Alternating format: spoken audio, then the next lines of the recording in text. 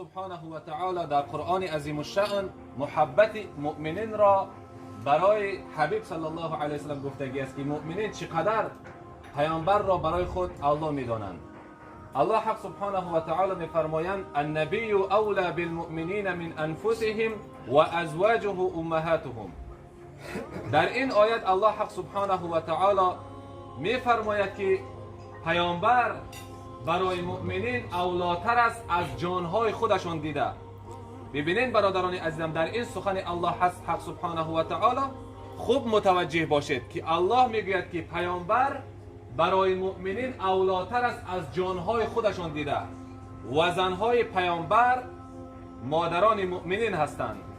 در این آیه مبارکه صحابه های کرام رضوان الله تعالی علیهم اجمعین عملا نشان داده بودند که برای آنها پیامبر صلی الله علیه و سلم از جانهاشان دیده محبوبتر بود. الله حق سبحانه و تعالی در قرآن عظیم الشأن میفرمایند استعیذ بالله من الشیطان الرجیم یحلفون بالله ما قالوا ولقد قالوا کلمة الكفر و کفروا بعد اسلامهم. این آیت در حق جولاس گفتن انسان نازل شدگی است. جولاس یک شخصیتی بود که در ظاهر مسلمان بود، با همراهی پیامبر صلی الله علیه و سلم وقتی که می نشست مؤمن بود، پیامبر را دوست می داشت، اما در قفا پیامبر صلی الله علیه و سلم را بد می دید و مثل دیگر منافقین. فرزند همین جولاس یا که فرزند زن همین جولاس مصعب گفتنی کودک بود. این کودک را پدرش مردک، بعدا مادرش همین جولاس را گرفت. برادران عزیزم، منافق را میدانید نه؟ وی منافق معلوم نیست، در پیشونیش نوشتگی نیست که همین منافق است. وی نفاقش در قلبش است و یا غیر از الله هیچ کس نمیداند. میگوید همین مصعب فرزند زن جولاس بود. جولاس میگوید با همراهی یار رفیقانش یک روز نشسته بودند. همین جولاس میگوید گفت که هر آن چیزی که محمد میگوید اگر حق باشد یا اینکه با آن چیزی که محمد آمده است اگر حق باشد ما از خر دیده پستر هستیم. برادران عزیزم، جولاس میگوید که هر آن چیزی که محمد میگوید اگر حق باشد ما از خر دیده پستر هستیم. همین جولاس این مصعب را بی نهایت دوست می داشت و برای مصعب بی نهایت مهربانی میکرد که حتی از پدر خود بیشتر چیکار میکرد؟ مهربانی میکرد برای مصعب. مصعب به نهایت بسیار دوست میداشت جولاس را. میگه وقتی که مصعب این سخن را از زبان این مرد شنید، از پدرش مادرش، از شوهر مادرش معذرت، میگه خیست و گفت ای دشمن خدا، قسم به الله محبوب ترین انسان به نزد من بعد از پیامبر صلی الله علیه و سلم تو بودی. من تو را به نهایت دوست میداشتم، لیکن این سخنی که تو گفتی من این رو رفته در پیش پیغمبر میگویم. اگر با پیامبر این سخن رو نگویم میترسم که الله عزوجل در بالای من یگان بلای را گرفتار میکند. میگه جولاس چقدر حرکت کرده برای این را از این کار منع کردن، اما این وعده الله هست و گفته الله هست که مؤمنین پیامبر را از جانهای خود بسیارتر دوست میدارند. این طفل، این کودک نگفت که من رفته در پیش پیامبر بگویم مادر من را پیش میکند، مرا از این خونه پیش میکند، ما کجا میرویم نگفت، بلکه دوان دوان به نزد پیامبر اکرم صلی الله علیه و سلم میگد رفت و با پیامبر گفت که جولاس با همراهی یار و رفیقانش نشسته بود، در حق تو همین خیلی سخن بد گفت. پیامبر صلی الله علیه و سلم فریاد کردن جولاس را، در مسجد نشسته بودن با همراهی صحابه ها. میگه جولاس را گفت که ای جولاس، آن چیزی که مصعب میگه راست میگه؟ تو در حق من همین خیلی گپ گفتی؟ جولاس گفت قسم به الله دروغ میگوید. قسم به الله گفت دروغ میگوید، من این گپ رو نگفتم. قسم وقتی که مؤمن میخورد تمام مؤمن باید باور کند که این راست میگوید، برای که مؤمن قسم وقتی که خورد به الله عزوجل باید که وی را باور کنید. در این حالت صحابه ها گشتن و به سوی چی؟ مصعب نگاه کردن که چگونه این پدری که چقدر مهربانی مینه برای تو این تهمتش میکنی؟ میگوید جولاس مصعب دستش رو به نزد الله عزوجل برداشت، گفت پروردگار آیه نازل کن که بین حق و باطل، بین دروغگو و راستگو چیکار کند؟ حکم کند. در همین حالت بود که پیامبر اکرم صلی الله علیه و سلم چهره مبارک میگه چی شدن؟ سرخ شدن. صحابه ها فهمیدن که آیت نازل شدن دارد. بعد از اون پیامبر صلی الله علیه و سلم همین آیت را خوندن. یحلفون بالله ما قالوا، اینها قسم به الله میخورند که نگفتند ولقد قالوا کلمه الکفر، در حقیقت اینها این کلمه کفر را گفتند. و کفروا بعد اسلامهم، بعد از اسلامشون چیکار کردند؟ کافر شدند.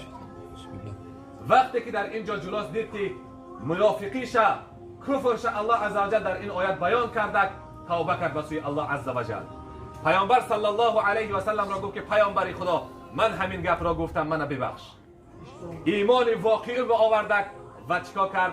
به نور ایمان مشرف شد و از زبان مصعب چیکار کرد؟ بوسه کرد که تو من از آتش جهنم نجات دادی، به سوی راحت جنت بردی من را.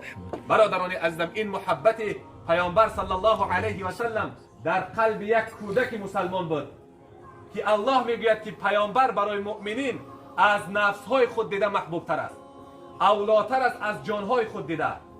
شاید بعضی بگویند که کودک از این چیز را نمیداند این کار را کرد. بیایید بگیریم از محبت ابوبکر صدیق رضی الله تعالی عنه، صدیقی که امروز امت میداند که بزرگترین صحابه پیامبر این صدیق است. یک روز در کتاب البدایه و النهایه خوانده میگه پیامبر خدا صلی الله علیه و سلم سحر بود که در نزد خانه کعبه نشسته بودند. ناگاه میگه دشمن الله عزوجل ابو جهل از خانهش برآمد و گرد خانه کعبه طواف میکرد. چشم این دشمن خدا با پیامبر خدا صلی الله علیه و سلم رسید. وقتی که چشم با پیامبر صلی الله علیه و سلم رسید، مسخره کنان به پیش پیامبر آمد و گفت محمد یگان نویگری نیست. نویگری مقصد این کافر یعنی وحی که از الله با پیامبر هر لحظه می اومد. همین خیلی مسخره کنان با پیامبر گفت که یگان وحی نویگری نیست. پیامبر خدا صلی الله علیه و سلم گفتند من امروز به بیت المقدس رفتم، شب به بیت المقدس رفتم. وقتی که این دشمن خدا این سخن را شنید که به بیت المقدس رفتم، حیران شد. گفت شب به بیت المقدس رفتی و سحر در پیش کعبه هستی؟ پیامبر گفت بله، شب به بیت المقدس رفتم و امروز در کعبه هستم. مسافه بین بیت المقدس و کعبه تقریبا اگر خطا نکنم 1235 کیلومتر است، کم و بیش. این قدر وقت رو، این قدر راه رو در یک شب با پا قدی انسان رفتن نمیتوند. این دشمن خدا وقتی که این سخن رو شنید در تعجب غلطید. گفت محمد اگر من مردم را جمع کنم بیارم، آیا تو همین سخنی که به من گفتی به مردم میگوی؟ پیامبر گفت بله این گپ رو برای مردم میگم، چرا نمیگم؟ دشمن خدا برای اما فتنه نوبتی خود را ایجاد کردن دوان رفت در درهای خانه‌های مردم تق کرد. گفت بیایید اگه محمد دروغگویش قفیدیم. تا این قدر وقت ما میگفتیم که این محمد دروغگو است، این محمد ساحر است، شما ما را باور نمیکردید، بیایید اگه جاش یافتیم. مردم را جمع کرد به نزد خانه کعبه. پیامبر خدا صلی الله علیه و سلم در آنجا نشسته بودند. بعدا چند تا فتنه داز دیگر را گفتند که بدوید اگه همون دوست نزدیکش را ابوبکر را بگوید، چون که آن باور داشت در این محمد. آن اولین کسی بود که ایمان آورده بود با محمد. بری برای آن بگوید این دروغگو را دروغش بفهمد. وقتی که به پیش ابوبکر صدیق رضی الله تعالی عنه آمدن این انسان ها و گفتند که آیا میدانی که رفیق تو چی میگوید؟ سخنی میگوید که در عقل انسان تغییر نمیگیرد. بعدا میگوید که چی میگوید آن؟ ابوبکر میپرسد از این انسان ها که چی میگوید؟ میگوید محمد میگوید که امشب من با چی رفتم؟ با بیت المقدس رفتم و سحر در نزد خانه کعبه هست. برادران عزیزم، ابوبکر صدیق رضی الله تعالی عنه در دل شبهه پیدا می شود، دو دیله می شود نباید که محمد این گپ را می گفت. همین خیلی میپرسد برای این کافرها، میگوید که آیا محمد همین گپ را گفته است؟ اینها میگویند بله محمد گفته است. میگوید اگر محمد این گپ را گفته باشد و راست میگوید، من باور دارم که اون میکند این کار را. من ایمان دارم که هر شب و هر روز از آسمان به محمد صلی الله علیه و سلم وحی نازل می شود. آیا باور ندارم که محمد با بیت المقدس از یک طرف به یک طرف می رود در زمین؟ من این را باور دارم. میگه وای بر حال شما، میگه و دوان به نزد خانه کعبه می رود. می رود که دشمنان خدا پیامبر صلی الله علیه و سلم را گرد کرده هستند و پیامبر صلی الله علیه و سلم وصف بیت المقدس را کرده است. یعنی صفت های بیت المقدس چگونه هستند؟ بیت المقدس درش چخیل است، چند تا تریزه دارد، چند تا ستون دارد، همین ها را نقل کرده است. وقتی که پیامبر میگوید که درش از فلان جا میدرای، در اینجا ابوبکر میگفت که راست گفتی. تریزش این خیل است، ابوبکر میگفت که راست گفتی. در اینجا این خیل ستون داره، ابوبکر میگفت که راست گفتی. یعنی آنچه در که پیامبر میگفت ابوبکر تصدیقش میکرد، برای ابوبکر دیدگی بود اینجا را.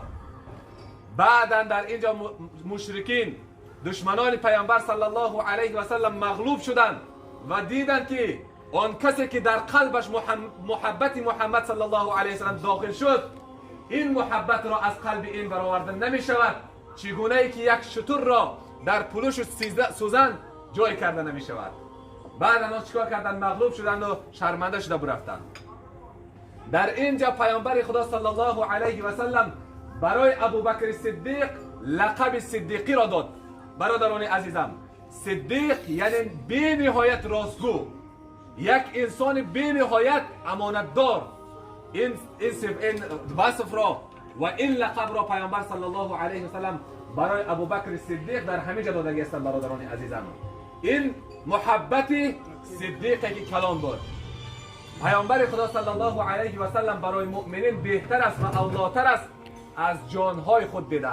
برادران عزیزم، در اینجا نشستگی ها همه الحمدلله ادعا داریم که پیامبر